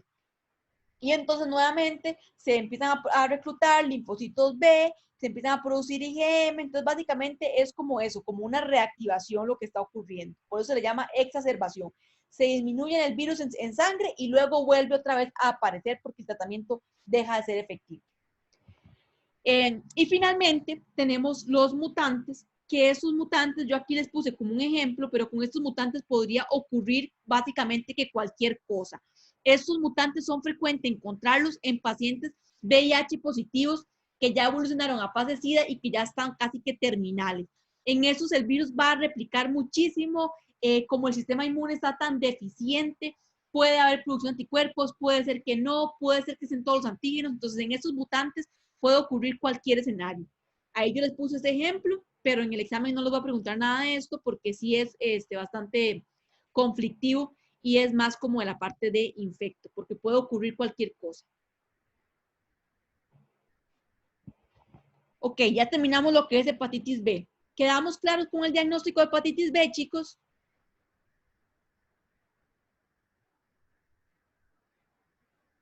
¿Alguna duda? profe. Ali. Perdón, no le escuché. ¿Me hizo una pregunta o todo bien? No, que todo bien, todo bien. Ah, ok, perfecto. Es como que se cortó. Ok, nadie tiene dudas entonces. Ok, continuemos. La siguiente parte va a ser hepatitis D. Hepatitis D también es un virus ARN. Hepatitis D por sí solo no va a provocar enfermedad, sino que aquellos pacientes que son positivos para hepatitis D es porque estuvo una infección con hepatitis B. Entonces, siempre que tengamos hepatitis D, tiene que estar presente hepatitis B. Es una condición necesaria. ¿Por qué? Porque el antígeno D la hepatitis D va a ocupar al antígeno de superficie para poder transmitirse y ensamblarse, es decir, para ir a infectar más células. Entonces, el virus de hepatitis D, si entra a un organismo y no hay hepatitis B presente, no va a poder insertarse o no va a poder internalizarse en las células hepáticas, sino que va a quedar ahí en sangre hasta que sea eliminado. Si el virus de la hepatitis B está presente, el virus de la hepatitis D va a encontrar el antígeno superficie, lo va a incorporar dentro de su partícula viral y va a lograr hacer la transmisión o el ensamblaje para internalizarse dentro de la célula. Entonces, ¿cómo es la forma de prevención de hepatitis D? Previniendo la hepatitis B. Es la forma más fácil, porque si una persona tiene hepatitis B, tiene riesgo de contraer hepatitis D. Y podrían ocurrir dos cosas. Podría ser que sea una coinfección, es decir, que la persona se infecte simultáneamente con hepatitis B y hepatitis D, o podría ser que sea una infección posterior, es decir, que la persona primero se enfermó con hepatitis B y luego adquirió hepatitis D. La replicación, de igual forma, se va a dar a nivel de los hepatocitos. El virus va a viajar al núcleo donde va a secuestrar la maquinaria enzimática y va a ser un virus envuelto, en donde va a incorporar el antígeno de superficie para ya seguirse transmitiendo en esa persona o en ese organismo. El virus de la hepatitis D también está muy asociado a personas que usan drogas inyectables, son las que se encuentran en mayor riesgo. ¿Por qué? Porque las personas que usan drogas inyectables además tienen mayor probabilidad de contraer hepatitis B. Entonces, por ese lado, tienen un mayor riesgo de contraer ambos virus. Va a haber producción de IgG y eso es lo que vamos a buscar para hacer el diagnóstico, IgG contra hepatitis D. Podría ocurrir transmisión también sexual y también podría haber transmisión vertical. Como ya les dije, pueden haber dos tipos de infección. La infección simultánea o la coinfección, en donde entran los dos virus de forma al mismo tiempo. En este caso vamos a tener una hepatitis básicamente con sintomatología y elevación de enzimas hepáticas. Y lo otro que puede ocurrir es que tengamos una sobreinfección, en donde haya un paciente con hepatitis B, generalmente crónica, y adquiera el virus de la hepatitis D o hepatitis delta. En estos casos, básicamente es como si el paciente tuviera una recaída, como si entrara en un cuadro también de exacerbación. Entonces, vamos a tener nuevamente al paciente con ictericia y va a haber una mayor probabilidad de que el paciente desarrolle cirrosis crónica, ya que vamos a tener dos virus que están provocando la destrucción de los hepatocitos. Podrían ocurrir pequeñas epidemias en aquellos lugares o regiones en donde circule el virus de la hepatitis B de forma frecuente. ¿Cuál podría ser una población de estas? Por ejemplo, en África. En África tenemos dos condiciones para que se den infecciones con el virus de Delta. Primero, que son pacientes con una alta prevalencia o una alta incidencia del virus VIH. O sea que el virus del VIH en África se encuentra en la gran mayoría de la población debido a que no tienen técnicas diagnósticas ni de prevención para ayudar a la población. Además, también es muy prevalente el virus de la hepatitis B, ambas enfermedades de transmisión sexuales. Estas dos condiciones hacen que la persona esté inmunosupresa, que tenga mayor riesgo de contraer otros agentes virales y otros agentes infecciosos, y en este caso tiene un mayor riesgo de contraer el virus de la hepatitis B. En este caso, las personas que ya tienen hepatitis B en estos lugares que se consideran poblaciones en donde hay como epidemia, como ya les mencioné, van a ser personas con muchas enfermedades en donde van a tener una alta tasa de muerte. Vean que se habla de hasta un 20% de los infectados. Y va a ser por esto, por las otras infecciones simultáneas que las personas podrían presentar. Los anticuerpos, como ya les mencioné, van a haber tanto IgM, IgG. La IgM van a aparecer 3 semanas después del inicio y van a persistir por varias semanas, pero ya luego desaparecen. Lo que persiste por años va a ser la IgG. En el caso de la coinfección con el virus de la hepatitis B, además vamos a encontrar el anticuerpo contra el COR, que va a ser como la enfermedad crónica básicamente. Entonces, esto es lo que vamos a buscar, que va a ser positivo, el anticuerpo contra el COR total, o podemos buscar el IgG y también el anti-D. En el caso de la sobreinfección, en donde primero hubo el virus de hepatitis B y luego llegó el virus de la hepatitis D, podría ser que no se detecte el anticuerpo, que nada más se detecte el antígeno D.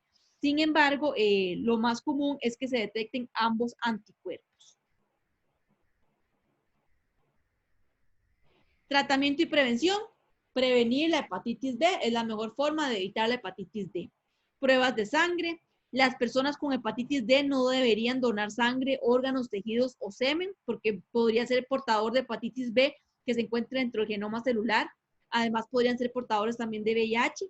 El sexo seguro y evitar contacto con jeringas contaminadas. ¿Alguna duda de hepatitis D, chicos? Ok, si todo claro, continuamos con hepatitis C. En el caso de la hepatitis C, va a ser un virus ARN de cadena única que también va a ser envuelto. Va a tener varias glucoproteínas virales, al igual que la mayoría de virus que van a estar insertadas dentro de su cápside. Va a replicar en el citoplasma. Es un virus que tiene una tasa de mutación bastante alta y esa tasa de mutación tan alta es lo que promueven dos escenarios. Primero, la evasión inmune que nos lleva a una enfermedad crónica porque no se logra controlar nunca la replicación viral y además la dificultad para crear una vacuna.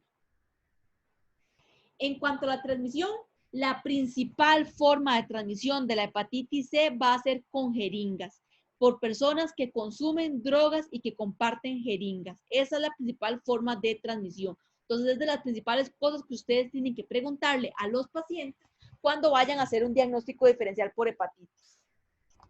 Pacientes con hemodiálisis y sus esposos o esposas también tienen riesgo de enfermarse.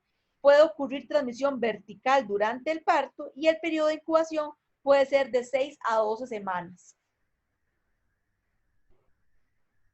Este virus va a invadir linfocitos B y linfocitos T principalmente y además monocitos a nivel de sangre periférica. Posteriormente va a ir al sitio principal de infección, que por supuesto va a ser el hígado, y debido a que tiene una alta tasa de replicación viral y que tiene una alta tasa de mutación, se va a ver mucha heterogeneidad en cuanto a las proteínas. Por lo tanto, el sistema inmune no va a lograr formar anticuerpos protectores que logren controlar la replicación del virus. Y así se logra entonces la evasión inmune. El virus además no produce tanto efecto citopático como en el casos anteriores, más que todo relacionado a que se logra una evasión inmune. Recordemos que en esos escenarios la hepatitis se originan por los dos factores, tanto por la lisis que provoca el virus en los hepatocitos como por la respuesta inmune. En pacientes que fueron trasplantados a nivel hepático, tienen un alto riesgo de adquirir o de que se dé una hepatitis fulminante después de la quimioterapia. ¿Por qué? Porque además tienen un sistema inmune que está básicamente indefenso. Entonces es muy probable de que vayan a tener un rechazo del órgano, vayan a perder el órgano y que incluso culmine en muerte. En cuanto a la respuesta inmune, vamos a tener producción de citoquinas y de interferón que ayudan un poco en el control de la infección, pero esto al final termina fallando debido a la evasión inmune y a las mutaciones, que van a interferir básicamente con las vías del interferón, que establece como el estado antiviral en el cuerpo. Las células NK también van a colaborar, van a producir perforinas que ayudan a destruir o provocar apoptosis en las células que están infectadas. Y el más importante de los interferones va a ser el interferón gamma, que es el que ayuda como a inhibir esas células que están infectadas con el virus y que el virus está replicándose en su interior.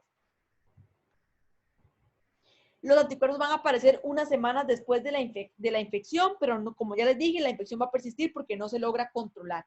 Y además va a provocar que se genere cierto daño a nivel de nuestros órganos, a nivel hístico o a nivel epitelial, a nivel cutáneo, debido a la formación de complejos inmunes. Recordemos que yo ya les he hablado que cuando se forman complejos inmunes, estos se van a depositar a nivel de articulaciones y van a provocar cuadros como por ejemplo la artritis. También podría llevar a depósitos a nivel del riñón y provocar cuadros como glomerulonefritis o también a nivel de la vasculatura y provocarme cuadros de vasculitis. Además, básicamente hay como un descontrol en el sistema inmune, entonces se van a poder encontrar anticuerpos antinucleares, autoanticuerpos contra el citocromo pre-450 y anticuerpos contra el hígado y riñón. Y eso se debe principalmente a esos complejos inmunes que se depositan y hacen que el sistema de nuestro órgano, de nuestro cuerpo, el sistema inmunológico, termine como autoatacándonos. Como ya les mencioné, los linfocitos T citotóxicos, los CD8 y los CD4, van a tener un componente importante tratando de controlar la infección. En el caso del CD4 van a producir citoquinas que son proinflamatorias, que finalmente en su intento de controlar el virus, más bien lo que hacen es provocar un daño hepático por la muerte de los hepatocitos, que esto lleva entonces posteriormente a una elevación de la AS y la ALT, la AS y la ALT, y eso se relaciona con la lesión que está ocurriendo a nivel hepático, mediado por el sistema inmune y también por las partículas virales que se encuentran en el organismo. Además, se ha visto que algunos pacientes que tienen un cuadro de hepatitis C más leve se ha relacionado a que tienen una respuesta inmune más de tipo TH2, en donde hay producción de la interleuquina 10. Recordemos que la interleuquina 10 es una inmunomoduladora, entonces cuando se produce lo que hace es como disminuir el cuadro o la respuesta inmune para que no vaya a provocar tanta destrucción a nivel de los hepatocitos. Va a haber también producción de factores de necrosis tumoral alfa, va a haber también producción de interleuquina 2, que todo esto va a agravar la infección en lugar de controlarla, provocando tormentas de citoquinas, podría llevar a cuadros hemorrágicos. El desequilibrio de la infección TH1 y TH2 es lo que va a colaborar a que la infección se establezca como crónica, y se ha visto que en algunas personas hay un factor genético, que más bien es un factor protector, es decir, aquellas personas que contienen el alelo DR5 en el complejo mayor de histocompatibilidad tipo 2 tienen una menor incidencia de desarrollar cirrosis, es decir, funciona como un factor genético de protección o protector. Y aquellas personas que tengan cuadros de fondo a nivel hepático, que tengan abuso de alcohol o tabaquismo, tienen un mayor riesgo de progresar a enfermedad hepática crónica y a enfermedad hepática más agresiva. Otros factores que también van a importar o que van a tener un factor de peso en el progreso de la hepatitis C va a ser la edad, el género y la raza. Se ha visto que hay cierta predisposición en algunos grupos etarios y en algunas etnias de tener cuadros más agresivos o que progresen a hepatitis crónica. Los casos de cirrosis, al igual como sucedía en hepatitis B, que los casos de cirrosis tenían un mayor riesgo de desarrollar carcinoma hepatocelular, en el caso de la hepatitis C, también las personas con cirrosis tienen un mayor riesgo de desarrollar cáncer hepatocelular. Al igual que el alcoholismo, ya porque se tiene un factor o un daño previo a nivel del hígado, en donde ya probablemente había una hiperplasia y debido a la llegada del virus, se puede tener un mayor riesgo de mutaciones que activen oncogenes. Entonces, cuando vemos un carcinoma hepatocelular, podemos hablar de que básicamente hay dos factores importantes. Un daño prolongado, que puede ser un daño prolongado por un virus o por alcoholismo o por tabaquismo, más una rápida tasa de crecimiento de los hepatocitos, lo que les acabo de mencionar. Los hepatocitos en su intento de regeneración van a empezar a provocar una hiperplasia con un mayor riesgo de provocar alteraciones en el ciclo celular, desregulación de oncogenes y pérdida de funciones de genes supresores de tumores. Debido entonces a todo esto, es que se termina desarrollando el tumor a nivel hepático. Generalmente, la persona, al igual que la mayoría de hepatitis que hemos visto hasta el momento, van a ser síntomas clínicos leve o va a ser como anictérica. Vea que en el 75% de los casos la persona no tiene manifestaciones y en el restante 25% de los casos tienden a evolucionar a una hepatitis crónica, que podría luego llevar a una insuficiencia hepática. ¿Cuál es el problema? Que muchos de esos pacientes desarrollan una sintomatología tan leve que no se dan cuenta hasta que ya entran en insuficiencia hepática como tal. Es decir, se dan cuenta de forma muy tardía cuando ya no hay mucho que hacer al respecto e incluso ya el paciente tiene el carcinoma instaurado. Se ha visto que la hepatitis C es la causa de la cronicidad en el 85% de los pacientes infectados, es decir, que de las hepatitis que hemos tenido hasta el momento, la hepatitis C es el que tiene mayor probabilidad de volverse crónica y por consiguiente asociarse a carcinoma. Y los casos fulminantes son poco comunes. Generalmente, casos fulminantes cuando la persona se diagnostica y muere inmediatamente. Generalmente lo que ocurre es que la persona entra en fase crónica hasta que evoluciona a insuficiencia hepática y posteriormente ya fallece. La duración promedio del cuadro de hepatitis, vean que es bastante extensa, es de 10 a 18 años. Las secuelas tardías va a ser primero la cirrosis y posteriormente el carcinoma hepatocelular. Vamos a tener valores elevados de las transaminasas, principalmente de la ALT, y podrían haber coinfecciones con otras hepatitis, como hepatitis B, hepatitis A, y además con virus, con retrovirus, como el virus HIV o el HTLV que ya habíamos visto en el pasado. ¿Cómo se hace el diagnóstico? En este caso, los antígenos no se van a poder detectar en sangre, pero sí se van a poder detectar los anticuerpos. Los anticuerpos van a aparecer después de la tercera semana. Sin embargo, hay un 20% de casos en donde los anticuerpos nunca aparecen, entonces nunca se positivizan. Entonces, el diagnóstico es bastante complicado, ya que no siempre vamos a diagnosticarlo con las pruebas serológicas. Lo otro que se podría hacer como complemento es un análisis del ARN que funciona como complemento a las pruebas serológicas para esos casos en donde no se producen la IgG o donde no llega a positivizarse, o incluso en esos casos en donde la IgG se positiviza hasta después del primer mes de enfermedad. Entonces podrían hacerse en complemento un análisis a nivel de biología molecular para tener un diagnóstico más oportuno. Y algo muy importante en la hepatitis C es que hay que hacer la genotipificación para decidir si al paciente se le va a dar diagnóstico con algún antiviral para la hepatitis. Y aquí tenemos básicamente el comportamiento. Tenemos el virus de la hepatitis C, la aparición de los anticuerpos, y vean que el virus como tal no llega a desaparecer. El virus va a permanecer casi que de manera constante y vamos a tener una variación en ALT. Siempre se va a encontrar aumentada porque siempre va a estar presente el virus. Y vean que los síntomas podrían estar presentes o no. En cuanto al tratamiento, lo que se va a dar es interferón y ribavirina. Entonces, hay que hacer la genotipificación, para ver si el paciente va a responder de forma adecuada a la ribavirina. Cuando no se responde de forma adecuada, es muy difícil ya lograr un tratamiento. No hay como nada más que sea como efectivo para esos casos de hepatitis C. Por dicha, no es como tan frecuente como hepatitis B. Los corticosteroides en estos casos no son útiles porque la respuesta inmune más bien tiende a fallar y no es una respuesta inmune efectiva. Entonces, lo poquito que logra activarse, no nos funciona disminuirla con corticosteroides. Hay que evitar el contagio con fluidos infectados para prevenirlo. No hay IgG sérica que proteja, es decir, no se puede hacer inmunización pasiva. Tampoco hay vacunación por la alta tasa de mutación presente. Y se podrían hacer una biopsia en donde se va a encontrar un daño en el parénquima hepático y, por supuesto, la elevación de las enzimas hepáticas. Podría verse a nivel de ultrasonido, zonas de fibrosis o zonas donde haya como una especie de quiste, que posteriormente, si se toma una biopsia, se va a ver que es tejido que se estaba o necrosando o regenerando. Y como les mencioné al inicio, la otra hepatitis que se transmite de forma fecal oral es la hepatitis E. Esta no es tan frecuente, es un virus ARN que no tiene envolturas. Generalmente la infección va a ser subclínica y en casos de que presente sintomatología se asocia más a mujeres embarazadas y podría llegar a ser fulminante.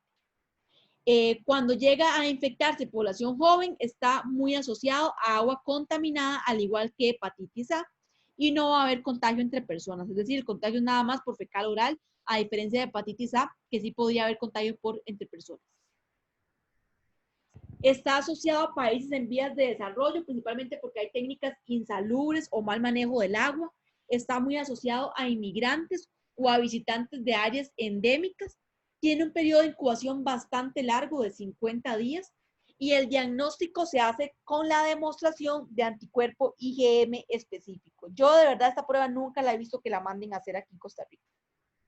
Los anticuerpos no van a brindar protección, es decir, no van a perdurar toda la vida y no existe tratamiento. Lo único que se puede hacer es un trasplante.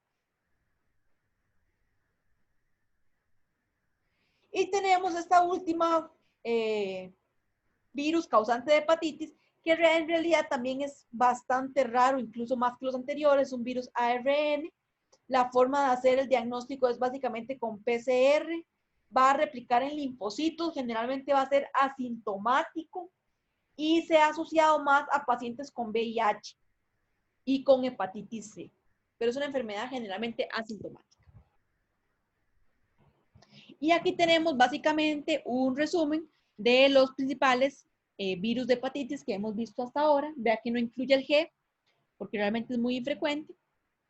Y aquí habla un poco de la forma de transmisión, habla de la cronicidad o del estado portador, y ahí lo pueden revisar. Vean que también habla de la vacuna. Vean que hay vacuna para A, para B y para D. La que se usa dentro del esquema de vacunación en Costa Rica es nada más contra el B. ¿Alguna duda hasta acá con la parte de hepatitis, chiquillos?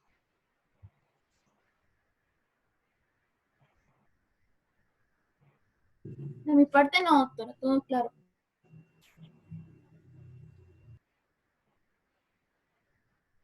Ok, entonces vamos a ver el caso clínico que venía en el libro. Este, por favor, lo van a resolver ustedes. Yo se los voy a leer y ustedes me van a decir cuál creen que es el cuadro de hepatitis más probable, el agente etiológico. Dice, un descubrimiento de laboratorio. Un varón de 45 años se sometió a un examen físico de rutina debido a un seguro de vida que estaba solicitando. Todas las pruebas físicas y de laboratorio estaban normales, en los límites normales, excepto el nivel de bilirrubina que estaba en 2.6. El valor de bilirrubina normal total oscila entre 0.1 y 1.2. Ese es el rango normal. Y vean que lo tenía en 2.6. El paciente había visitado Nepal hacía un año y reconoció haber compartido drogas intravenosas cuando era estudiante. O sea, hacía bastante tiempo. Cuando era estudiante probablemente fue cuando tenía como 25 años, entonces han transcurrido ya como 20 años. Nunca había tenido hepatitis aguda. ¿Cuál creen ustedes? Ah, ya me respondieron ahí. Sí, muy bien, Sebastián, hepatitis C, exactamente. Y aquí hay que considerar dos cosas. Hay que considerar el factor de riesgo de drogas intravenosas cuando era estudiante, que ha transcurrido entonces ya 20 años, que es muy común que ocurra en hepatitis C, en donde no hay sintomatología, hasta que ya se vuelve crónica y genera un daño permanente de insuficiencia hepática. Y además que nunca tuvo un cuadro de hepatitis aguda como tal, y que lo único que estábamos viendo es la bilirrubina ligeramente aumentada. Entonces, muy bien, esta es hepatitis C, exactamente. Entonces, dice, ¿cuál es la causa más probable de la elevación de bilirrubina? Ya el compañero Sebastián la respondió, hepatitis C. ¿Cuál prueba de laboratorio tendría más probabilidad de indicar el diagnóstico?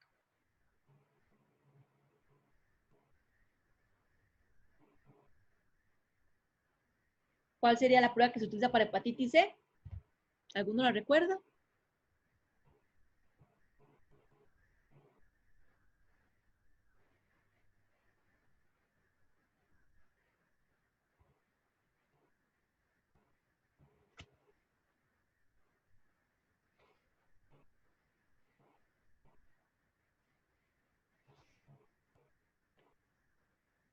No, IgM no. Lo que se usa más para hepatitis C son los...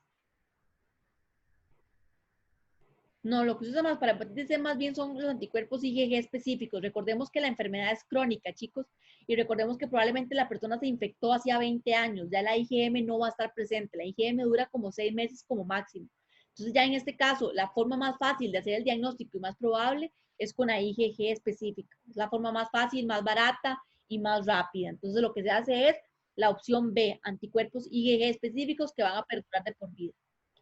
Y la última pregunta, ¿cuál prueba de laboratorio es más útil para pronosticar la respuesta al tratamiento, chicos? ¿Aquí cuál opción creen ustedes? Vamos a ver, ahí me pusieron B, Austin.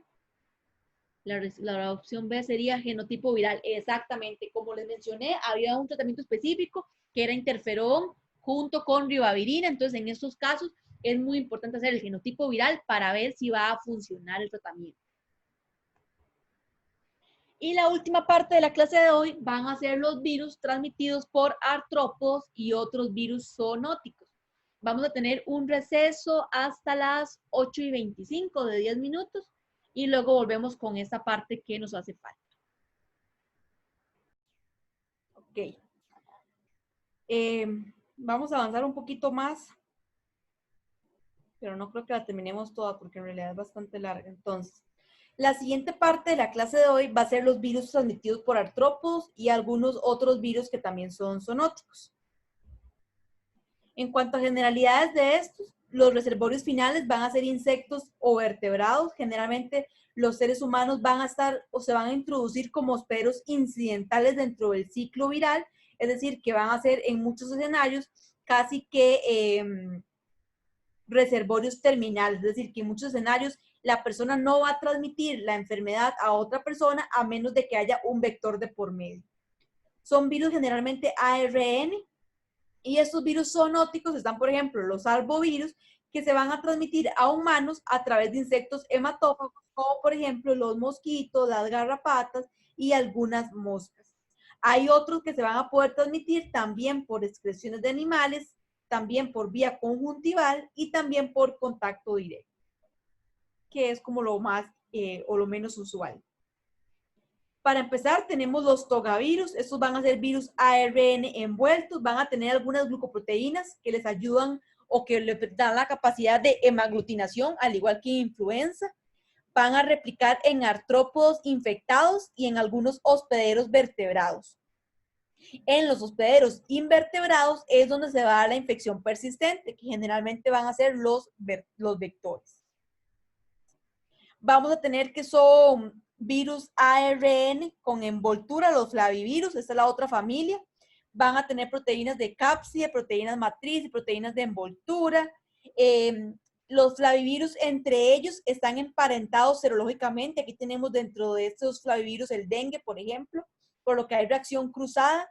Y se ha visto que en los flavivirus, debido a la reacción cruzada, es muy común que el ingreso de los virus a la célula se vea potenciado por la presencia de anticuerpos en las membranas, que es lo que ocurre en el caso del dengue. Es decir, yo me infecto por digamos, por el dengue 1, se me forman anticuerpos contra ese dengue 1, los cuales hacen reacción cruzada en una segunda infección con dengue 2, y esos anticuerpos que hacen reacción cruzada contra el dengue 2, lo que hacen es potenciar el ingreso del dengue 2 a la célula. Y por lo tanto es que se ha visto que en una segunda infección por dengue hay un mayor riesgo de que se dé un cuadro hemorrágico, o lo que se conoce como dengue hemorrágico.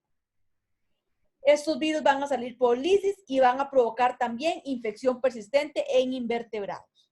Luego tenemos el otro grupo que serían los bunyavirus.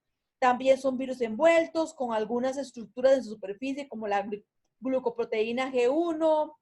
Van a tener varias nucleocápsides y no tiene proteínas matriz ni proteínas estructurales.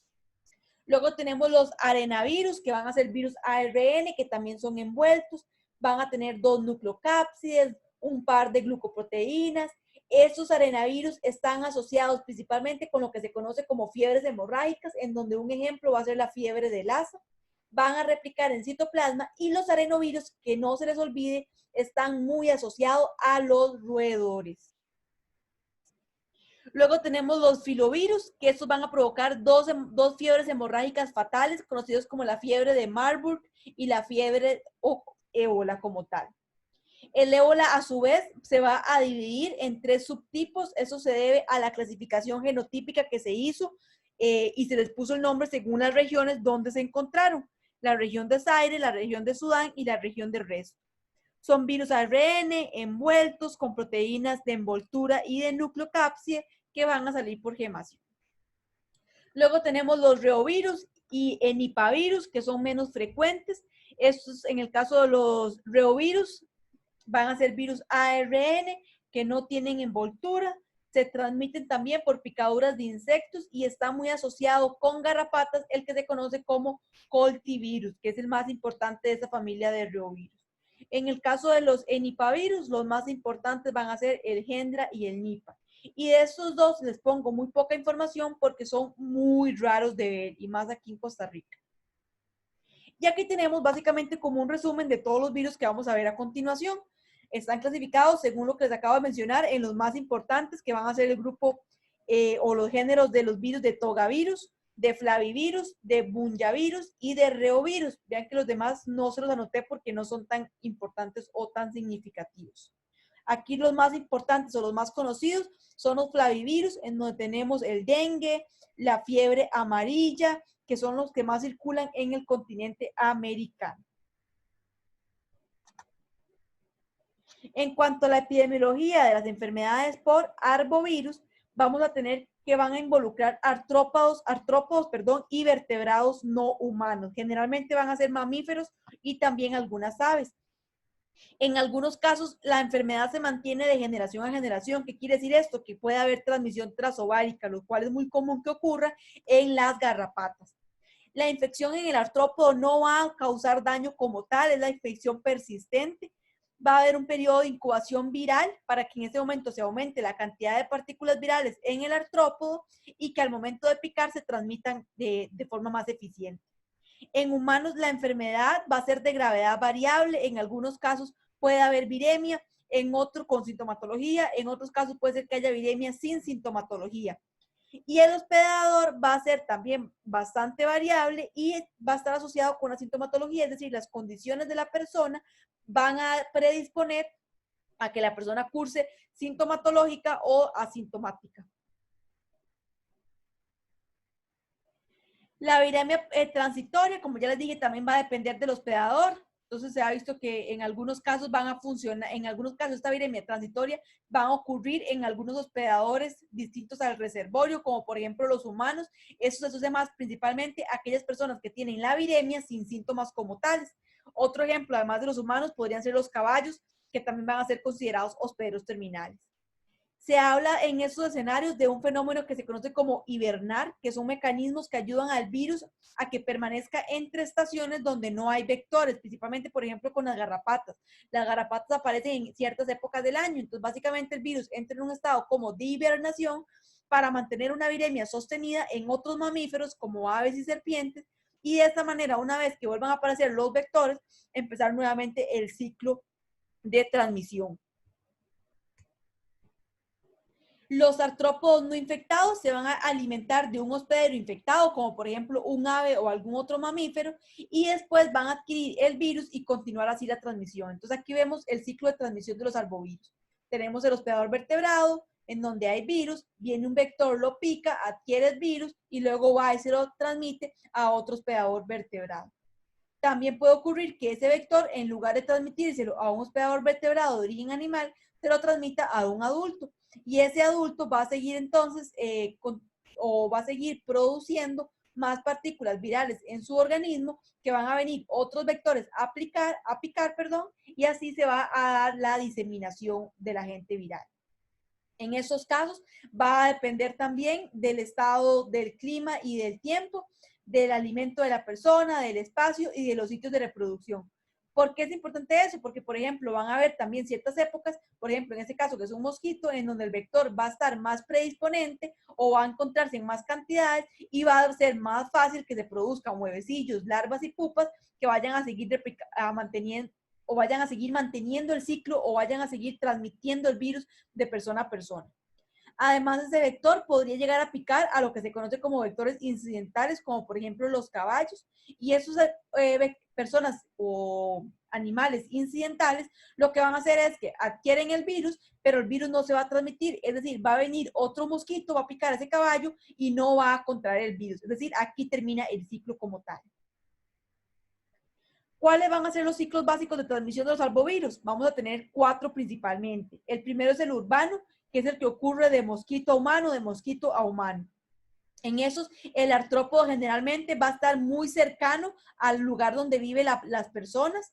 Se conocen dentro de ellos el dengue urbano, la fiebre amarilla urbana y algunos brotes ocasionales de encefalitis de San Luis, que eso casi no se da aquí, sino que se da más en Estados Unidos. Luego tenemos el ciclo selvático, en donde vamos a tener un ciclo normal entre el invertebrado y el vertebrado, y el ser humano aparece como un hospedador incidental que se mete dentro de ese círculo. Es decir, tenemos un mosquito que pica a un mono que está infectado, y luego ese mosquito va y pica a otro mono y lo infecta. Tal vez ese humano se introdujo dentro de la selva o dentro del hábitat normal de este mono, y el mosquito terminó picando a un humano en lugar del mono en este caso. Entonces ahí es donde se dice entonces que la persona básicamente se introdujo o ingresó en el ciclo de transmisión zoonótico. Y un ejemplo de esto va a ser la fiebre amarilla selvática. El siguiente sería la fase selvática como tal. Ay, perdón. No, se está repetido, perdón. Ese es otro ejemplo, chicos, perdón. No son 3 ciclos básicos de transmisión. En este otro ejemplo, básicamente ocurre lo mismo. La diferencia de este con el anterior es que aquí vamos a tener un único agente vertebrado, es decir, solo va a estar el ciclo oscilando entre mono y mosquito, por darles un ejemplo. En este otro escenario, que también se le conoce como ciclo selvático, la diferencia es que vamos a tener un invertebrado y un vertebrado, pero este vertebrado pueden ser varios animales o varios mamíferos o varias aves. En este caso, veamos que tenemos un mosquito que pica a un ave, luego ese mosquito se infecta y va y lo transmite a otra gran cantidad de animales, a serpientes, a mamíferos pequeños, a reservorios de hibernación. Es decir, aquí hay más agentes involucrados. Y igual el ser humano va a estar introducido de forma ocasional porque se introdujo dentro del hábitat de alguno de estos animales o de alguno de estos vertebrados. Entonces, la diferencia es que en estos ciclos van a estar involucrados más de un reservorio vertebrado y nada más vamos a tener un reservorio invertebrado o vector como tal. Y por último, la cuarta fase va a ser la fase en donde va a ser sostenida por artrópodos. En esta fase es donde hay transmisión transovárica principalmente y que permite mantener el virus presente por más tiempo.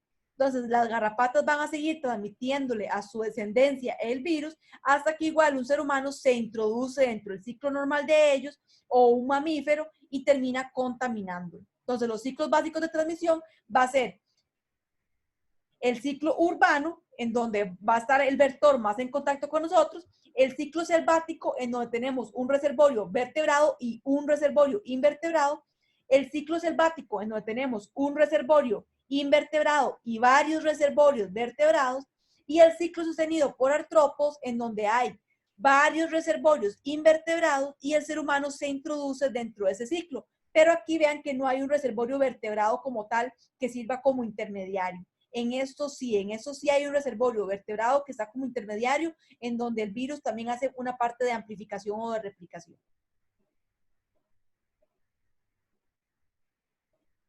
En cuanto a patogénesis, las manifestaciones van a depender del tropismo y según las características de cada uno de los virus, podrían haber manifestaciones a nivel del sistema nervioso central, a nivel del hígado, manifestaciones a nivel hemorrágicas como vasos sanguíneos pequeños, petequias, o incluso haber hemorragias más severas como ocurre en el ébola.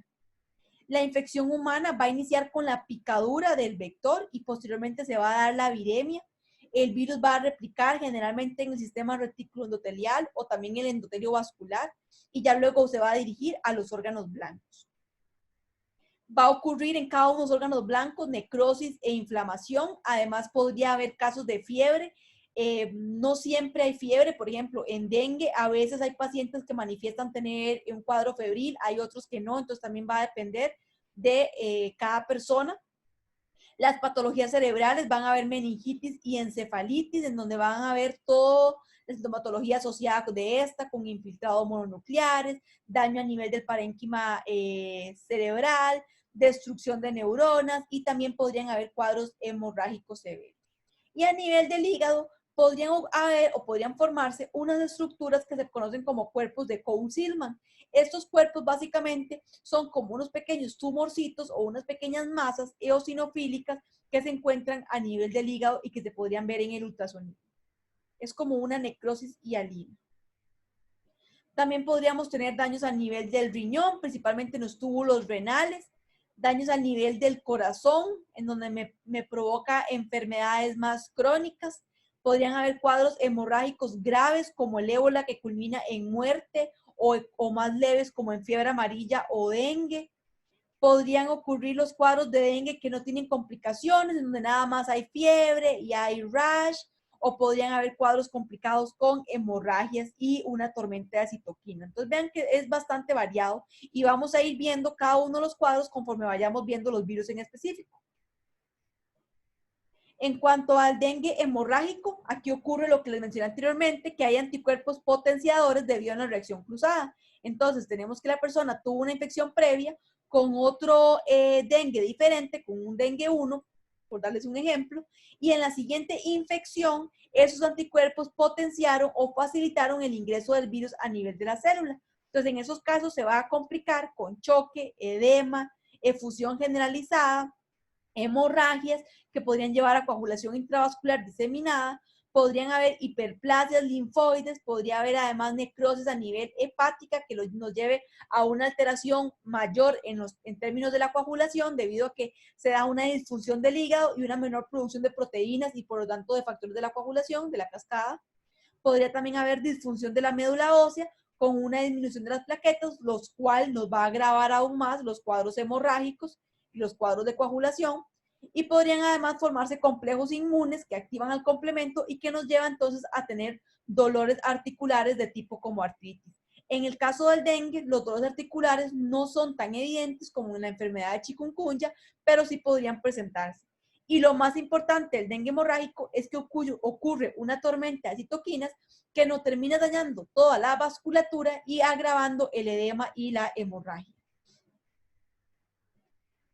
Entonces, como ya les mencioné, las manifestaciones van a ser bastante variadas. Pueden ser enfermedades leves con síntomas similares a un cuadro tipo gripe, a un cuadro como los de influenza, con síntomas catarrales. Podrían haber un cuadro más bien que se complique, que inicie con cuadro catarral, pero que termine en una coagulación intravascular diseminada. Entonces, básicamente, las manifestaciones son bastante variadas y van a ser específicas de cada virus en particular. Y vamos a dejar la clase hasta aquí. Ya de aquí en adelante siguen como los virus en específico. Entonces, dejémoslo hasta acá y lo continuamos en la siguiente clase. Ahora lo que les hablé fue como puras generalidades de los arbovirus como tal. ¿Alguna duda, chicos? Si no, para finalizar la lección. Todo bien.